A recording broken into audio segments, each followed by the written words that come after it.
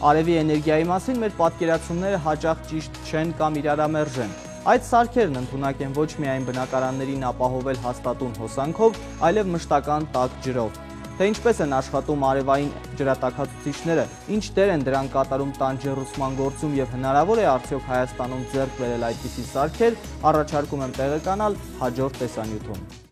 Հայկ Շեկյանը վերականգնվող էներգիայի փորձագետ է, ուսումնասիրել է արևից տաք ջուր ստանալու համաշխարհային փորձն ու տարբերակները, տանիքին ջուր տաքացնելու մեր գյուղերի իրականությունը զարգացել ու դարձել է կատարելագործված տեխնոլոգիաներ։ Համակարգը իրենց ներկայացնում է 20 հատ նման խողովակ եւ 200 լիտրանոց բակ, ոչ ճնշումային բակ է։ Համակարգի պարզությունը նաեւ նրանում է կայանում, որի շնորհիվ նաեւ տեղը հասնում ենք բավականին մատչելի գնի։ Նրանում է կայանում, որ համակարգը ոչ ճնշումային է եւ ջուրը բակից իջնում է ըստ էության ինքնահոս եղանակով։ Այդ խողովակը, որ տեսնում եք, պատով իջնող, ինքը հենց եւ ջրամատակարարող երկու խողովակա ջերմամեկուսացված, հա, միջով երկու խողովակ է գնում։ Դրանցից մեկը ջուր մատակարարողն է, մյուսը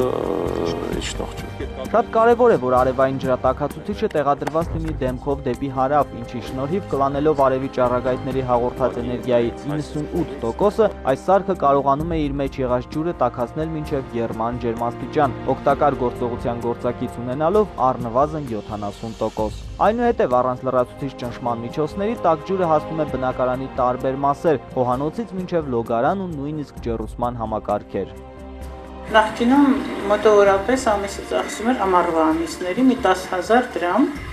իսկ հիմա այս ամիս մենք մուծել ենք 3,300 դրամ գազը, հա։ Բակի ներսում ներքևից սառը ջուրը լցվում է, իսկ վերևի մասում տաք ջուրը պահպանում է։ Իսկ իջնող ջուրը վերևից է վերջնում, այսինքն դու կարողանում ես առավելագույնս օգտագործել քո տաքացած ջուրը։ Երեկոյան ասենք 4-5 հոգի լողացան, բակի ներսում ջուրը եկավ ինչ-որ մեկ այլ ջերմաստիճանի, հա, դուք ստեղ կտեսնեք, ասենք օրինակ 65-60, հա, առավոտյան կտեսնեք, որ իջել է ջերմաստիճանը, դա ոչ թե այն պատճառով է, որ վատ է աշխատում համակարգը, այլ պարզապես ներքևի սառը ջուրը, որ եկել է, խառնվել է տաքի հետ։ Առավոտյան ասենք ինքը 30-35-ից, մենք էլ երեկոյան կհասնի 70-85-90։ Ասենք եթե այս համակարգը այսօր չօգտագործվի, տեսնում եք, որ ինքը արդեն 70-ը վաղը եռալու է արդեն։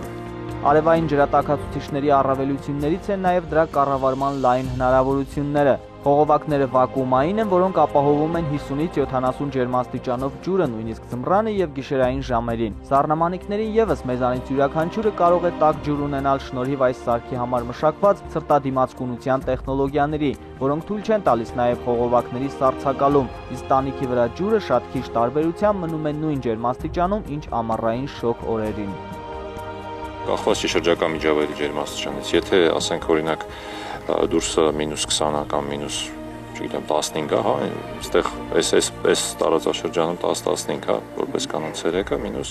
ինքը մեկը տաքացնել է 40-50 կտաքացնի։ Այսինքն օդի ջերմաստիճանից անկախ է ինքը աշխատում շնորհիվ իմ ասած վակուումային էֆեկտի։ Իսկ ոչ արևոտ օրերին։ Ոչ արևոտ օրերին ինքը կկլանի պարզապես լուսային ճառագայթը, ոչ թե ուղիղ իր վրա ընկնող ճառագայթը, այլ ինֆրակարմիր ճառագայթումը, էլի կտաքացնի, բայց շատ քիչ։ Ջերմաստիճանով ասել անիմաստ է, որտեղ կախված է այդ ոչ արևոտության քանակից չափից։ Արևային էներգիայի այս տեխնոլոգիաները ունեն առնվազն 20 տարվա կյանք։ Չնայած Հայաստանում հատուկենտ կարելի է հանդիպել սրանցից, բայց ամեն ինչ սկսվում է հենց այդպիսի հատուկենտ փորձերից։ Արևի շնորհած հնարավորությունները ոչ միայն անվճար են, այլև եղած տարբերակներից ամենաանվտանգը։ Չեն աղտոտում շրջակա միջավայրը, շնորհիվ ջրատաքացուցիչի հատուկ շերտերի անվնաս են առողջության համար։ Մասնագետները խոստանում են, եթե չլինեն արհեստական պատնեշներ, շատ շուտով մեզ մոտ եւս տարածում կստանա արևից էներգիա ստանալու տեխնոլոգիաների կիրառումը։ Ջրատաքացուցիչները միջինը 600-ից 1000, էներգիա արտադրող սարքերը 4-ից 6000 դոլարով։